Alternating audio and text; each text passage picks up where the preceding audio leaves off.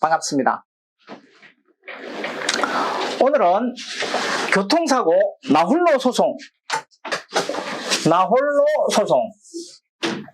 가능한가에 대해서 강의하도록 하겠습니다. 일단 우리가 지금 시대적인 흐름 자체가 대부분 능력이 이제 많이 발전했고 능력이 상향되었기 때문에 법률적인 지식 또한 일반인들도 나 혼자 이렇게 소송을 해서 한번 해보자.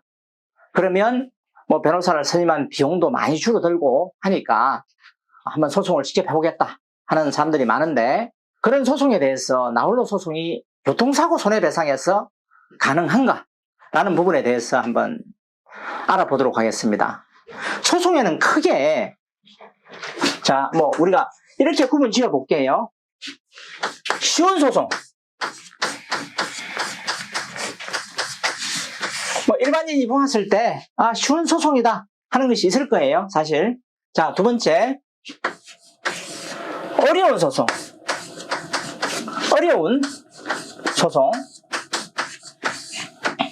이런 소송이 있을 거예요, 누구나 보아도. 자, 쉬운 소송 같은 경우는 어떻게 된다? 예를 들어서 A가 B에게 소액을 빌려주었다. 근데 빌려주었는데 돌려주지 않는다.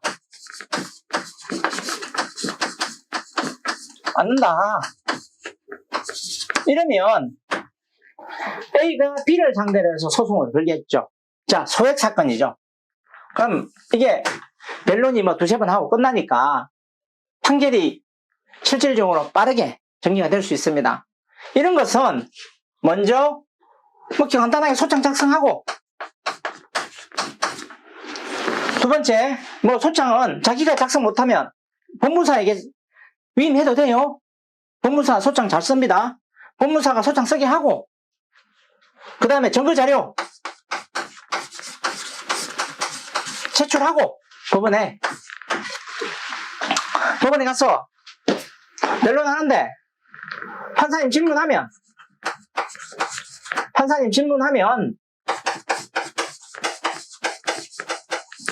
답변하고,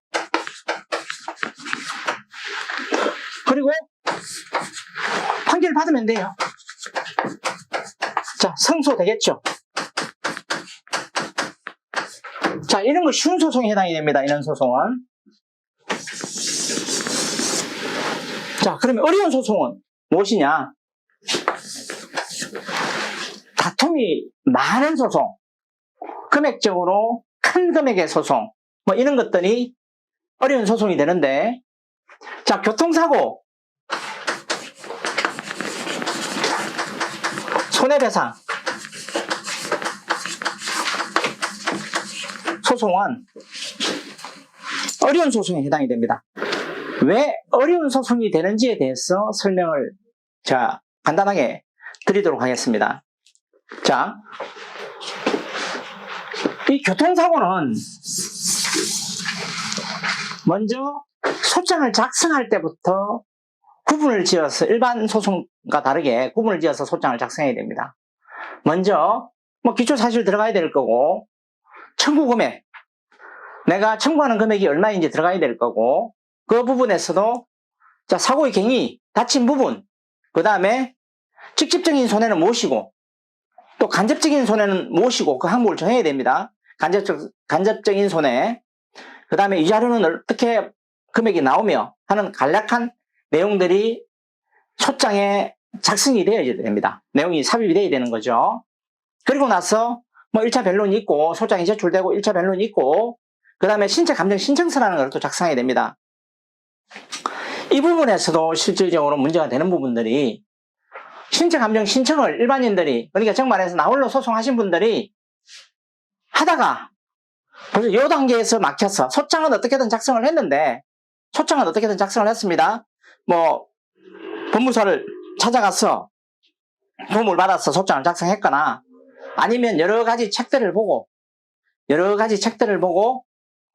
공부를 해서 소장을 작성했거나, 그런데 그 다음 단계인 아무도 알려주지 않는 신체 감정 신청이라는 걸 해야 되는데, 형식도 나와 있지도 않고 방법도 나와 있지도 않고 어디서 차야 될지도 몰랐어.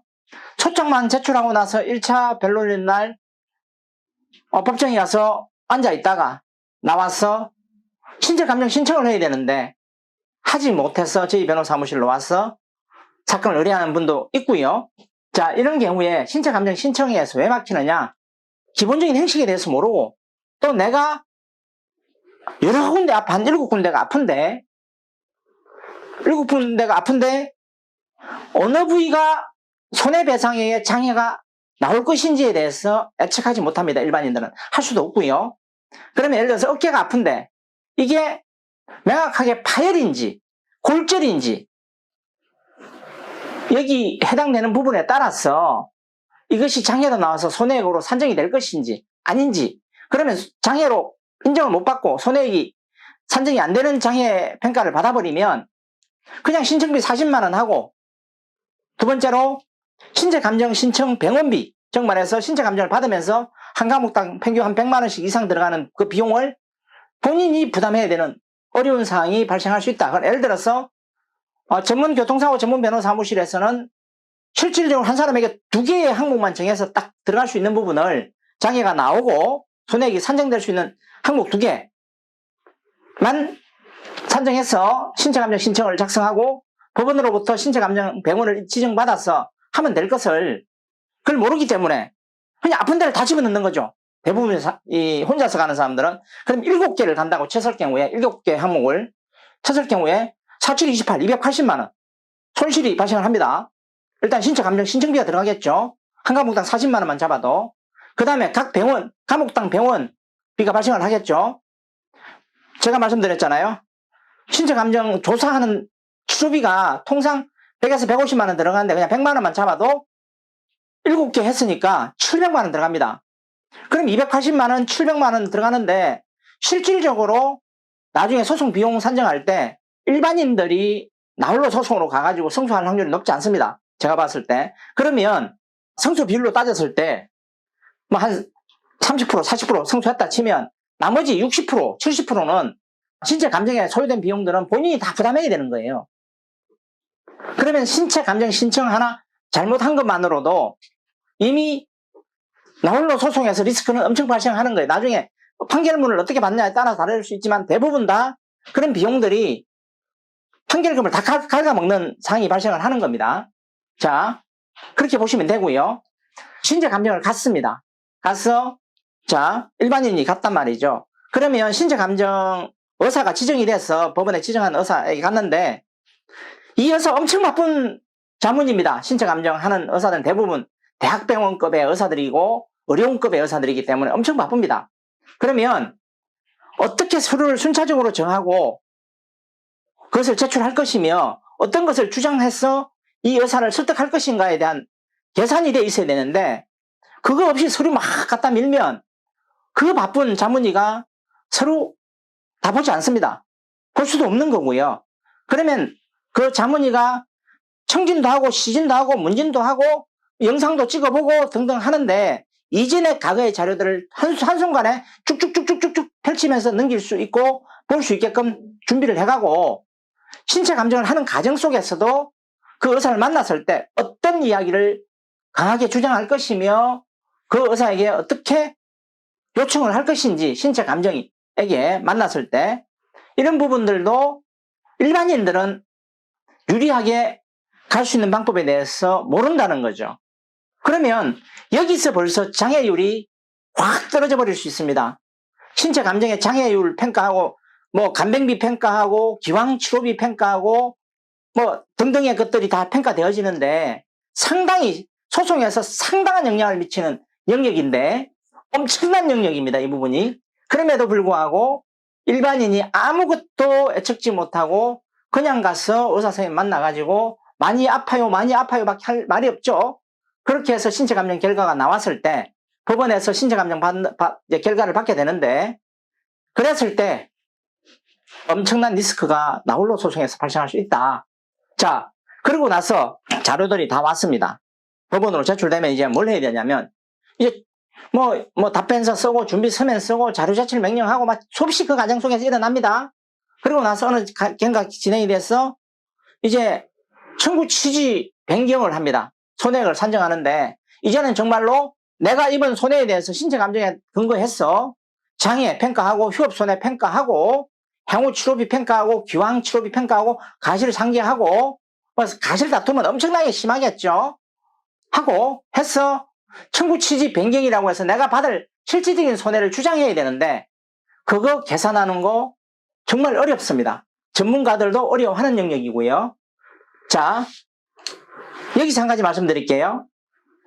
공제조합, 그 짜다고 하는 공제조합이 모든 소송에는 100% 변호사를 선임해서 들어옵니다. 자, 보험사 소송에서 100% 변호사를 선임해서 돈 정상적으로 변호사들한테 정상적으로 주고 변호사 선임해서 들어옵니다. 자, 다시 한번 이야기해 볼게요. 보험사에서 부장급 정도 되면 대학교를 간 나온 후에 그 회사의 보험 업무만을 전문적으로 20년, 30년을 한 엘리트들입니다. 그게 보험사에 있는 모든 직원들이. 그럼에도 불구하고 보험사는 소송에 전문 변호사를 100% 다 선임해서 들어온다는 것. 공제조합도 역시 마찬가지입니다. 있는 재원에 많은 재원들이 전문성을 가지고 있으나 그들을 법정에 나와서 변호케 하지 않고 전문 변호사를 100%입니다. 100% 선임해서 정상적인 변호사 비용을 주면서 변호를 맡깁니다. 이유가 있습니다. 가실 10%, 장애 10% 떨어뜨리는 것에 따라서 금액이 많게는 간병비, 개호, 여명기간 다툴 것들이 많은데 급여 이런 부분에 대해서 다툴 게 많습니다. 이런 부분에서 유리하게 끌고 가면 그냥 10%, 20% 이 정도의 어떤 가변성을 변화시키기만 해도 손해 금액 자체가 1억, 7천, 5천, 3천, 2천 이렇게 금액이 확 손해배상금이 줄어들 수 있습니다. 그런데 이것만 합니다. 보험사에 소속되어 있는 보험사로부터 사건을 맡아서 변호를 하는 공제조합으로부터 사건을 맡아서 변호하는 변호사들은 이것만 전문으로 합니다. 그냥 변호사도 아니고 이것만 전문으로 합니다. 자, 이런 전쟁터 같은 복잡한 소송에서 일반인이 공부해서 나 홀로 소송을 해보겠다. 너무나 어려운 거겠죠? 실질적으로 그렇습니다. 자, 제가 왜 오늘 교통사고 나 홀로 소송 가능한가라는 질문을 던진 이유는 뭐냐면 참 많은 사람들이 나 소송 한번 해보겠다 해서 시작을 했습니다. 그런데 시작을 했는데 신체 감정 신청해서 중단하고 신체 감정 가정에서 중단하고 또 가실 다툼 중간에서 중단하고 또 우리 변호사 사무실로 와서 사건을 의뢰하고 그 단계마다 수없이 결국은 뭐냐 마지막 그 상까지 정상까지 혼자서 소송 가는 사람은 거의 대부분 없습니다. 제가 못 봤습니다. 그럼 그 중간중간에 딱 포기하고 오는데 문제는 뭐냐면 처음부터 소장 작성 때부터 신체 감정 때부터 가실 비율부터 기왕정부터 신체 감정 의사를 만나는 것부터 모든 부분을 단계적으로 전략적으로 이걸 풀어내야 되는데 중간에 다 흐트러진 걸 들고 오면 실제로 도와줄 수 있는 일들이 그리 많지 않다. 이미 리스크를 엄청 안고 들어온다는 거죠. 자, 그래서 제가 이 질문을 한 이유는 나 홀로 소송 가능한가? 답은 이겁니다. 하지 마라. 할 수 있냐? 할 수 있다 없다의 문제가 아니라 질문이 오답인데 정답입니다. 하지 마라. 입니다. 왜? 그렇게 해서 리스크 입으면 내가 정말 피해본 만큼에 대한 보상을 받을 수가 없습니다. 그래서 이런 교통사고가 발생해서 신체적 손상을 많이 당했다면 혼자서 어렵게 소송하지 마시고 전문 변호사를 만났어. 차근차근 단계를 밟았어. 내가 입은 손해를 정상적으로 받을 수 있는 과정을 밟아가라. 이런 이야기를 해드리고 싶어서 교통사고 나홀로 소송 가능한가라는 주제를 들고 강의를 했습니다. 자, 오늘 이 강의가 도움이 되셨다면 소송에서 절대 혼자서 이렇게 어려운 길을 가지 마시기를 당부드리면서 오늘 강의를 마치도록 하겠습니다. 감사합니다.